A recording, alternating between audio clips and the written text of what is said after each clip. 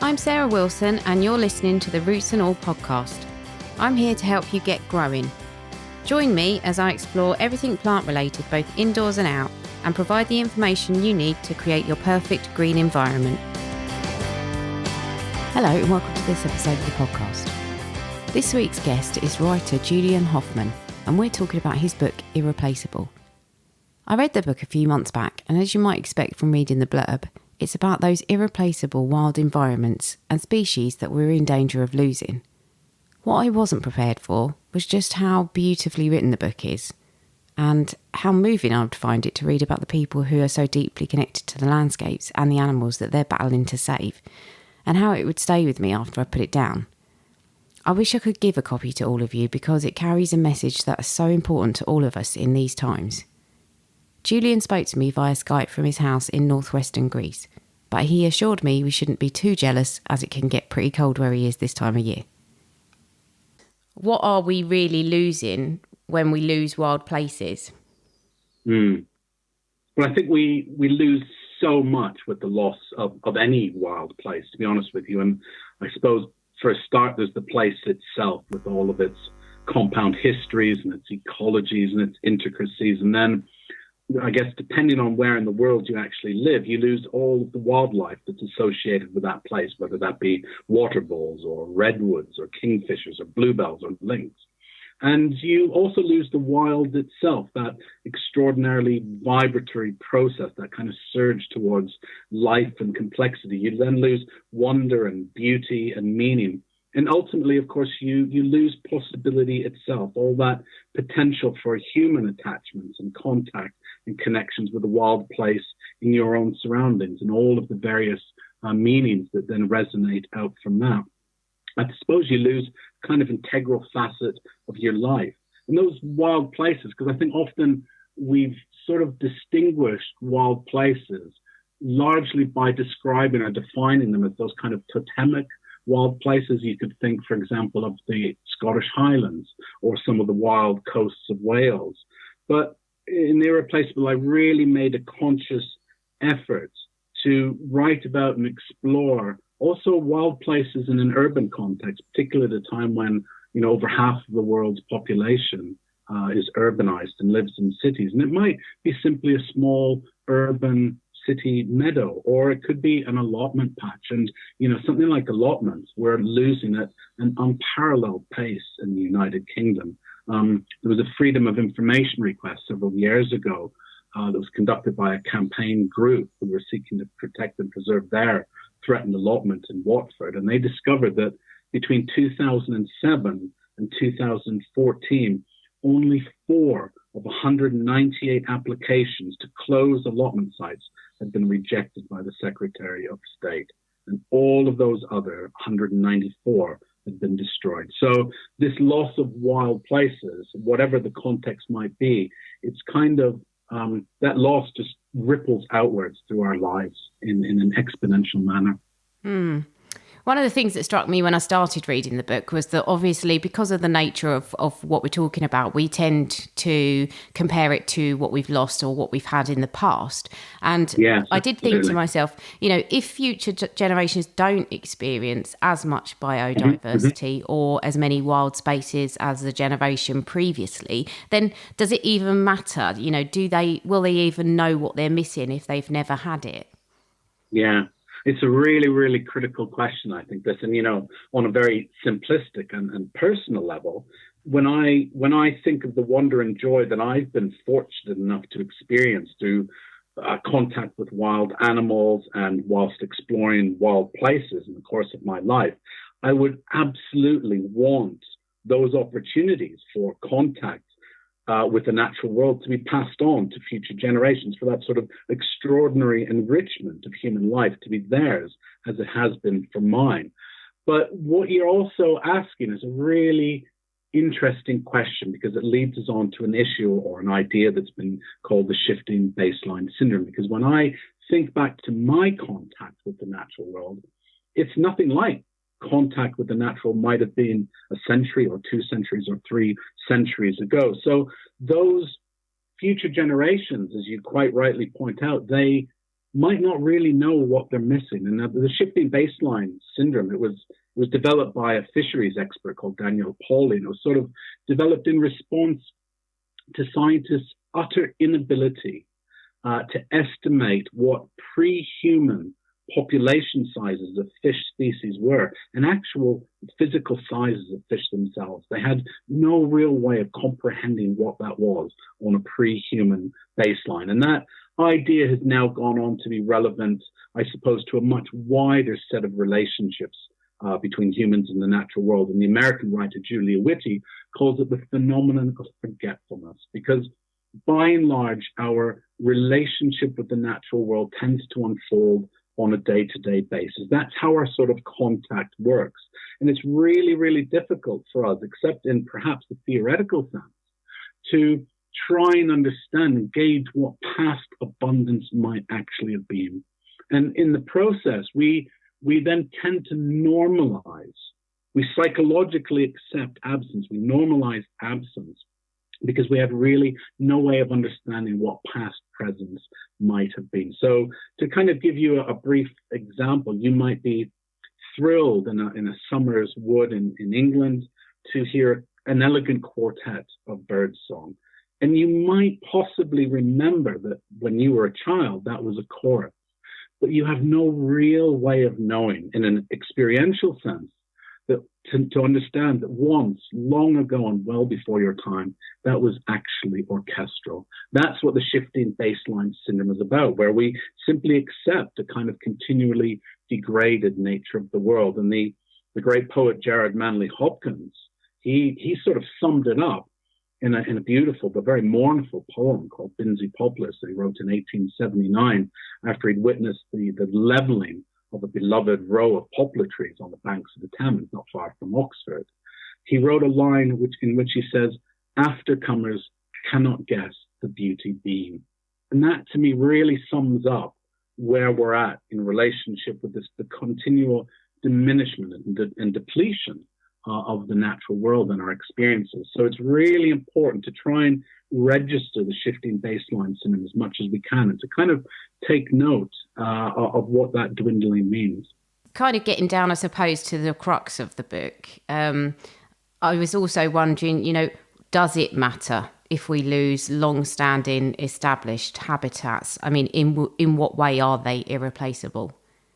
I mean, any established habitat is a direct result of these kind of complex interactions between, let's say, wildlife, soil, climate, and geology and plant life. All of these things have been melded and blended together over the period of quite a long time. And, we could talk briefly about ancient woodland because it's a very timely and topical issue at the moment, particularly in Britain, because ancient woodland is a sort of really good example of what's irreplaceable, I suppose, when these sites, these places come under threat. Now, an ancient woodland in Britain is a woodland that has been in existence since at least the year 1600, as that was kind of the time when the planting of trees, the physical planting of trees by humans, began to become popular. So any woodland that has been in existence since 1600 is of natural occurrence. It predates that time when people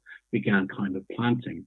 And those connections and interactions I just mentioned, they manifest themselves even more greatly with ancient woodland, because ancient woodland was critically reliant upon human livelihood and human interactions with the forest at a time when people and communities utilized woods as working woods. They were utilized to create hogshead barrels out of wood and for coppicing and for charcoal making, all of these different woodland crafts. So working woods, which most of Britain's, or a large proportion of Britain's contemporary ancient woodlands had once been, they are the result of a process that we simply can't repeat. Every last one is unique.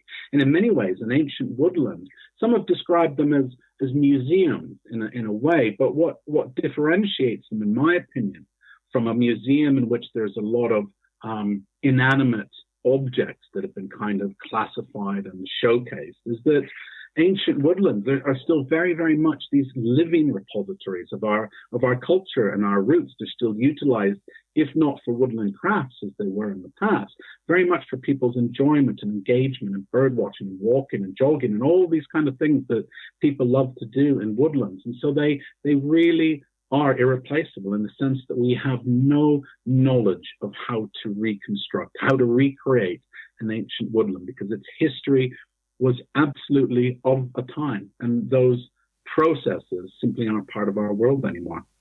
Yeah, and that was an interesting thing, actually, that struck me reading the book.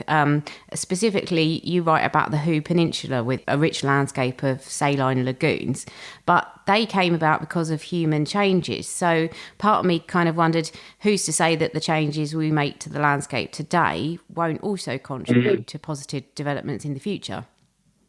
Yes, yeah. And, I live in northern Greece these days, and I have done for quite a while. And, I sort of witness on a yearly, seasonal basis how human influence on the land doesn't necessarily have to be negative. And so the valley behind the house where I'm speaking to you from right now, in a couple of months or 6 weeks probably, the nightingales will return, and they return in large numbers. And one of the reasons they return in large numbers is because there are still people here who utilize the valley for the non-intensive grazing of sheep and goats and a handful of cows. And what that grazing does is it creates these little open pockets amidst willow and hazel hedges and cornelian cherry, all that lines the riverbanks, and scrub and blackthorn here and there. So you've got these little open patches and meadows and glades amid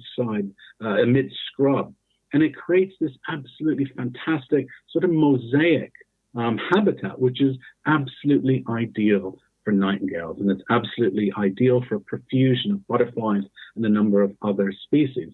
So the human influence on the land, on our landscapes, doesn't necessarily have to be negative, but we've reached a stage in human evolution where our capacity for transforming a landscape is simply unparalleled.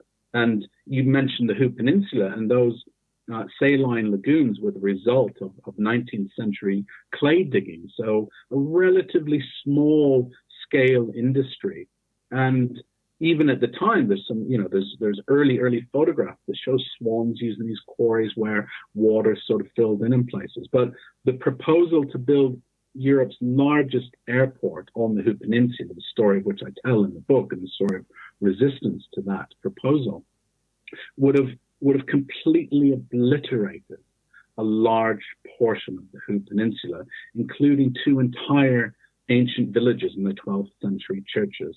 And you think of other landscapes, you look at the ruinous tar sands of Alberta, or you look at mountaintop removal in the United States, as examples of how our capacity for transformation is now really, really different to those industries that we had in the 19th and 18th.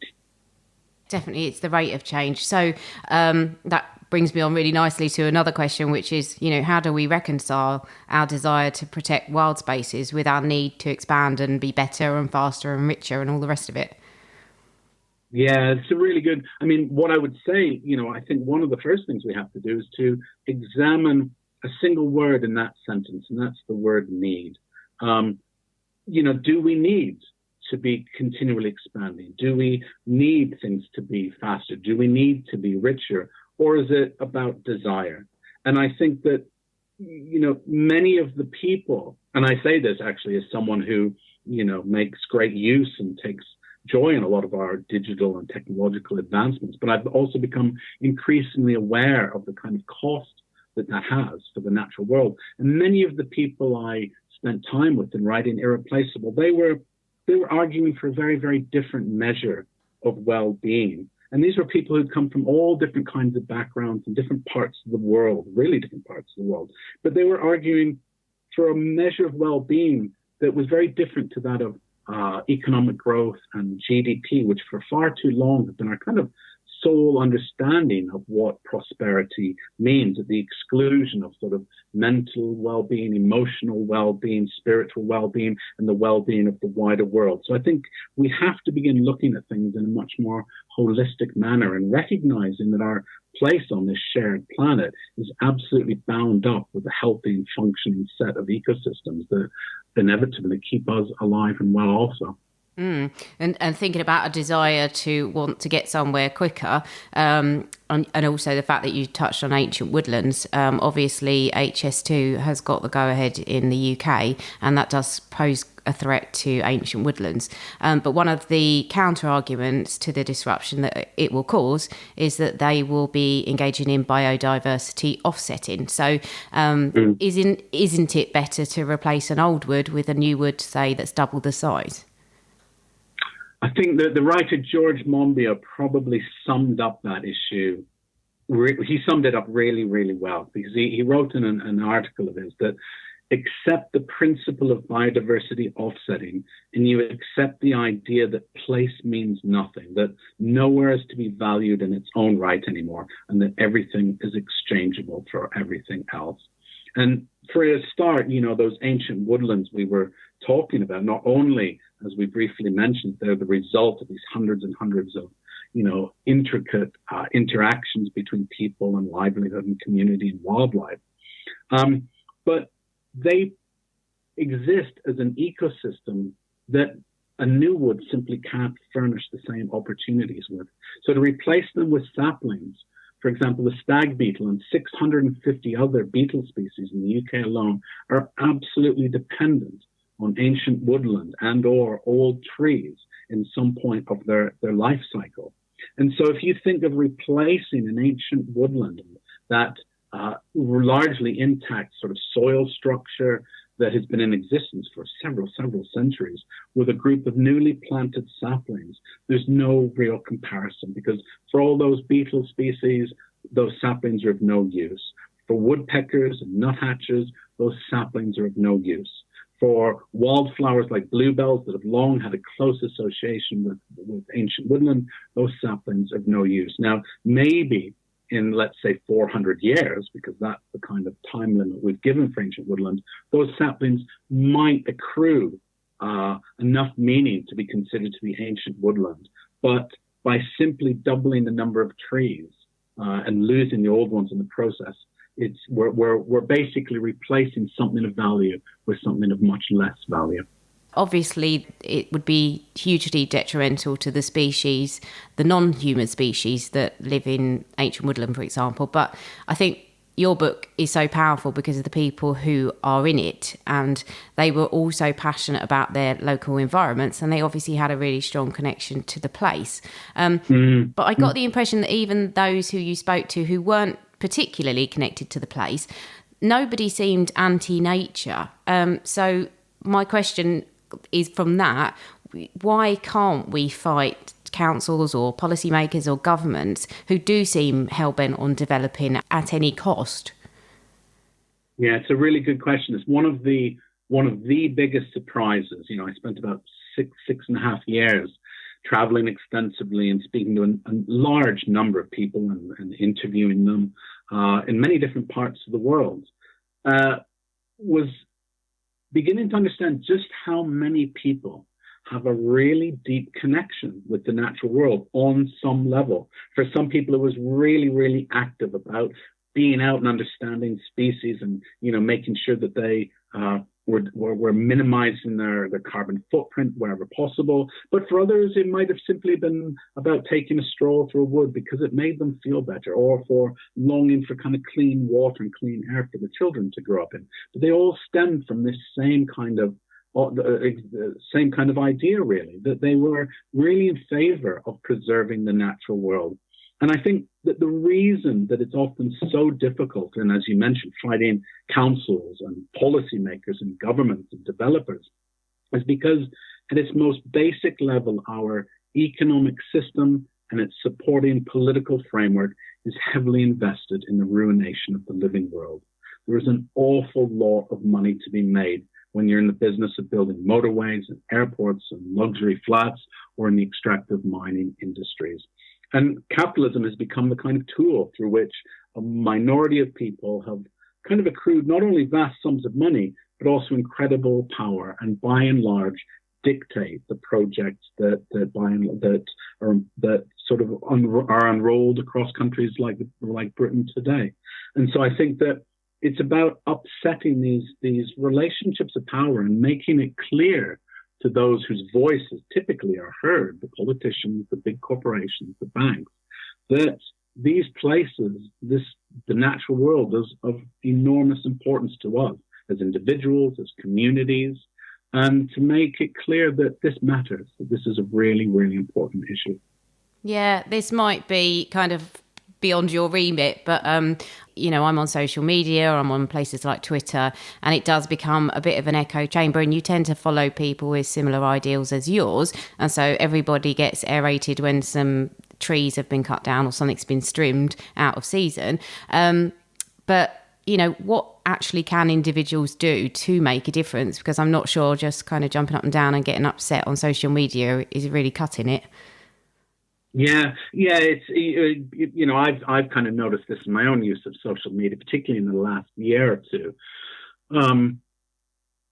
That kind of discussing, let's say, on social media can be of great importance, but I think there is so much that we as individuals can do. And in the book, I use this sort of metaphor of the starling murmuration, where these great sort of spectral apparitions in the evening winter skies of thousands and thousands of birds, at the heart of each and every one of these extraordinary potent masses is really just a set of single starlings. That's all a murmuration is. And I bring that back to how we can influence and make change kind of possible and to the betterment of the world. And that kind of change can mean anything from sowing wildflowers in your garden and letting your grasses and dandelions grow long. It can mean cutting holes in your fence to enable hedgehogs to move more easily through, a variety of different gardens and habitats. It can mean volunteering with wildlife and environmental organizations. It can mean lobbying politicians or voting for parties whose policies are sympathetic to the natural world and all that we stand to lose. It can mean joining Extinction Rebellion if that's your wish in any capacity that you feel you can, or to support the climate striking students across the world that have been sort of galvanized and inspired by young people such as Greta Thunberg. There's a great deal we can do, and I think that one of the key things that I learned in the writing of this book is that what I call this radical hopefulness is really about action. It's really about turning that verb hope from being a passive verb to being an active verb, and to recognizing our own agency, both individually, but also really importantly, collectively, because I can see how change is possible, and really transformative change. And over the course of writing this, I witnessed so much that was made possible simply through ordinary people standing up and making their voices heard, often in cohesion or conjunction with others. And so many of the stories that I thought would end very negatively, actually, to my great surprise, turned out very differently, precisely because of the actions that people were taking. Yeah, and I think it's important as well, because once somebody starts doing something, even in a neighbourhood, and somebody else sees it, it kind of helps shift that idea of what is beautiful or what is unsightly. And that brings me on to your chapter, which was about the Konza Prairie, which Dickens described prairie as oppressive in its barren monotony. And that kind of poses the question of how can people learn to love landscapes that may not be so easily read, or where their beauty is not quite as apparent? Yeah. It was really interesting because, Charles Dickens is, I'm a great admirer of his works, and he's quoted in the first chapter of the book because he had a strong connection to the Hoop Peninsula on the edge of the Thames estuary. But I do go back to his words a bit later in the book, as you rightly point out, on the prairie, because he couldn't stand the prairie. He visited the prairies of Illinois in the middle of the 19th century and just loathed them. But I fell madly in love with the prairies. And what I realized is that those landscapes that don't have let's say, a natural aesthetic for us to attach ourselves to, whether it be, the towering spires of mountains or great, flushes of trees rising up, or great gorges and lakes.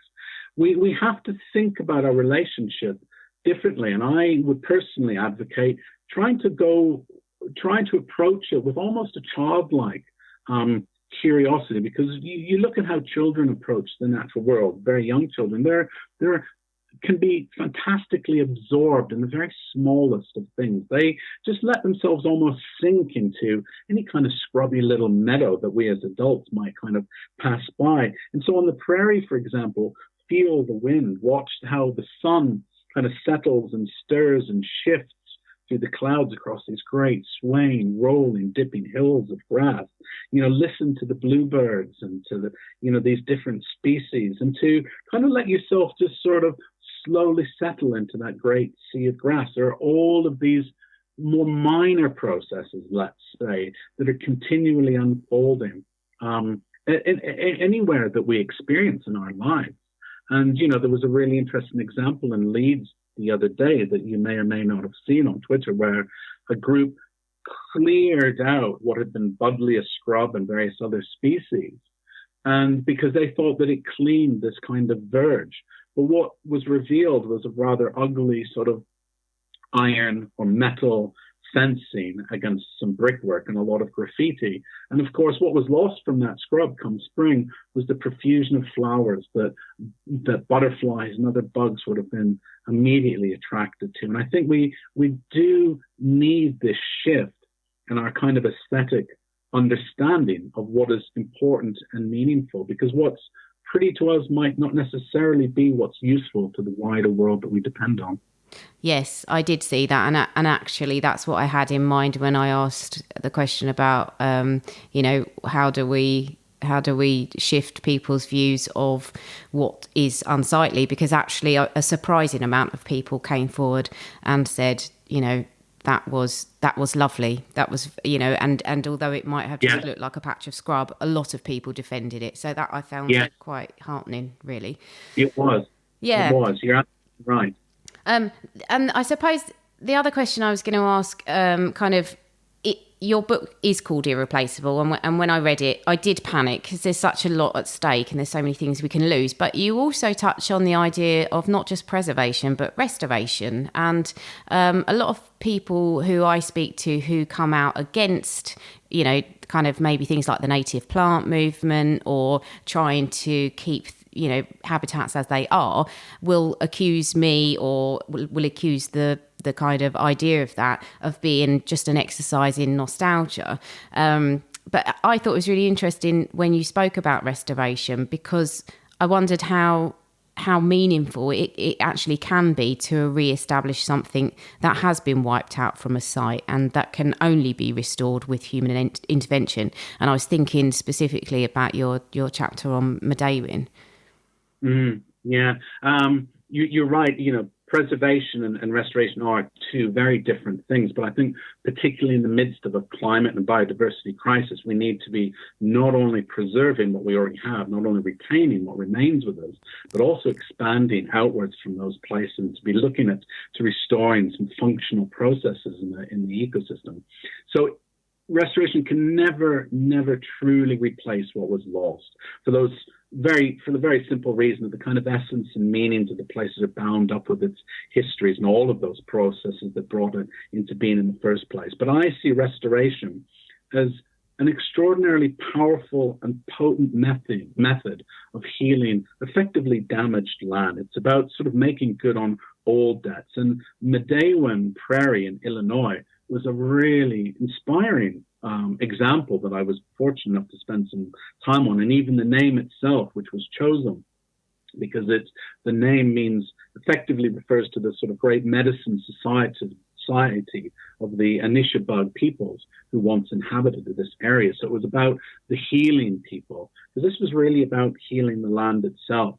Because even though Illinois has a colloquial name, which is the Prairie State, there is 0.01% of prairie now remain in Illinois. The rest is gone. The rest has been gone since the middle of the 19th century, when it was plowed under by settlers to create fields for farming. But what was really fascinating about Medewan Prairie is it had a very different history from that of its surrounding fields for farming, because it had been an enormous arsenal for the U.S. Army, where armaments for the Second World War, for the Korean War, for the Vietnam War were all produced, and thousands of workers trolled away missiles and armaments and guns and, bullets. And what was left in its wake was contaminated ground, was ruined ground. And through the work of environmental organizations such as the Wetlands Initiative of Chicago and the Gaylord and Dorothy Donnelly Foundation, and countless volunteers, they had remade it into prairie. They had gone back, they'd stripped away the contaminated soil, and they'd allowed these processes to come into being once again. And you go there today, and work is still ongoing, but meadowlarks sing from these great stands of big blue stem. And, the bison, which was exterminated from Illinois in the 19th century, now roams the prairie once more. And restoration then, for me, is about making amends. And there was a man who showed me around called Arthur Pearson, and I think he probably summed it up probably perfectly, because he said, not only is the land restored, but something in us is restored too. And I think that's really important, because it's about reconnecting to land. It's about not only enabling species to flourish in a wider, more connected landscapes, but ideally it's about us remaking those connections with the wider world to ensure their vitality into the future alongside us. As I said, I would love to send you all a copy of the book, but until I work out a way to make millions from podcasting, you'll just have to get your own copy. The paperback version of the book is out on the 9th of April if you'd like to wait until then. If you want to find out more about Julian, you can of course find links to his website and social media in the show notes. So a really big thank you to Julian for taking part in the interview, and thanks to you for listening, and I'll catch you next Tuesday. You can download or listen to the podcast direct from the website www.rootsandall.co.uk, where you'll also find my blog and a sign-up form for the newsletter, which gives you a weekly roundup of content, plus the inside scoop on things like upcoming guests. Or you can subscribe wherever you normally get your podcasts. Email me with comments and feedback at podcast@rootsandall.co.uk. Follow me on Twitter, Roots and All, Facebook, Roots and All UK, and Instagram, Roots and All Pod. But please also check out my Patreon, where you can make a one-off donation or take out a monthly subscription to help support my work, because if you like what I do, please help me to continue doing it. Even if you make a one-off donation of £1, trust me, it all helps, and I will be immensely grateful. So please go to Patreon and search for Roots and All.